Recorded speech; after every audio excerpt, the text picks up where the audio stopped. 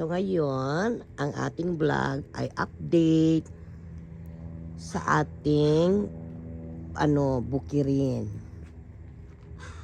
And unfortunately, ewan ko kung bakit grabe talagang hindi successful ang aming pinakbat garden ngayon. Tawag nito, napakainit po. Kaya yan nakita nyo nakanet pa yung ating talong. Ayun napakaingay nung ibon. So anyways, ito yung ating jade at ayon yung yan. Ito walang problema ito itong sibuyas kasi yan kahit mainit malamig buhay yan. Ito ang tanim namin na 365 days ay buhay. Ito naman ay ang kalabasa. Ayan, may nakita na kayong bunga. Tinan nyo kahit bunga affected. Diba? Patabingi, nakakaloka. Siguro dahil sa sobrang init. Ito naman, patola. Ayan, naka-harvest na kami dito ng 4. Ayan, awa ng Diyos ay may 2 naman ako nakikita pa na papalaki. Ay, ayan, ang ganda ng ating kalabasa, nagtatago, diba? Tapos ito naman yung ating saluyot. Ewan ko for some reason, hindi na ako nakakakain ng saluyot. Dati favorite ko yan Ito naman yung ating okra, kamatis. Tapos ito yung bataw yata yan. Hindi rin ako mahilig dyan. Ayan, and then more okra. At ayan, napakadaming sili. Ito, nakagawa na ako ng pang-4 na yung aking pickled peppers na ginagawa. Siguro bago mag-winter or bago bumagsak yung snow or bago magtaglamig, makakagawa pa siguro ako ng another 4. Pero ito yung talong natin, nakakaawa. Diba? Sa ilang taon na tayong magkakasama na nagbablog, yung talong natin, nakakaawa. Well, bukod sa kinakain ng aming alaga, hindi si Kaylo sa kasikohan yung squirrel na pataba namin sa labas. Anyway, so ayan, may saluyot pa.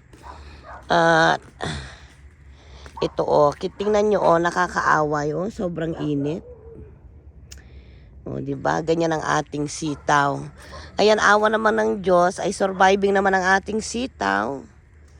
Ayan, kahit papaano, meron naman. Ayan, at magha-harvest ako ngayon kasi magluluto ako ng kare-kare.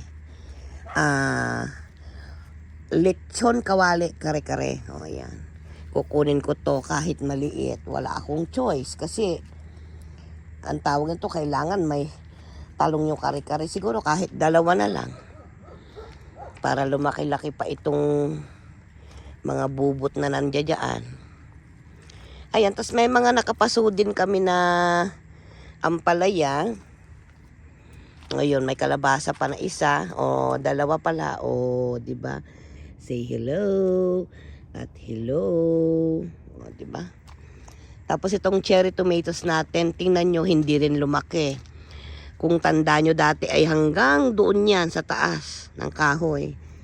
Ngayon, wala. Hindi siya, wala siyang tawag nito. Hindi siya successful. Nakakalungkot. Ayan. So anyway, kuha ako mamaya ng 3 talong siguro. Or 4. Saka ang init ngayon, halos hindi kami makatambay dito. Kaya ang gulo-gulo dito sa labas. Sa ating backyard. Tapos itong kamatis, ito ang grabe. Araw-araw na ginawa ng Diyos, ay meron kaming 10 na nakukuha. At ang lalaki ng bunga niyan. Ayan katulad yun tinan nyo yung bunga niya ayan gakamao ng isang lalaki. Ayan, at ngayon ay magha-harvest din ako ng ampalaya kasi bibigay ko kay tatay. para ano yung kanyang high blood ay bumaba. Ayan, sa mga hindi nakakaalam, pang-stabilize ng diabetes or pang-tanggal ng diabetes, ampalaya.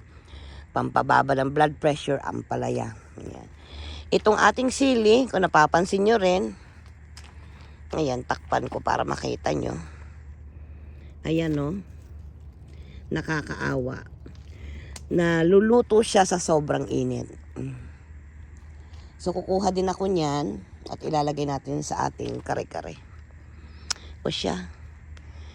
Tara na, mamitas na ako. Wala akong tripod, kaya putulin ko muna ito. Dugtungan ko na lang kung ano yung mga napitas ko.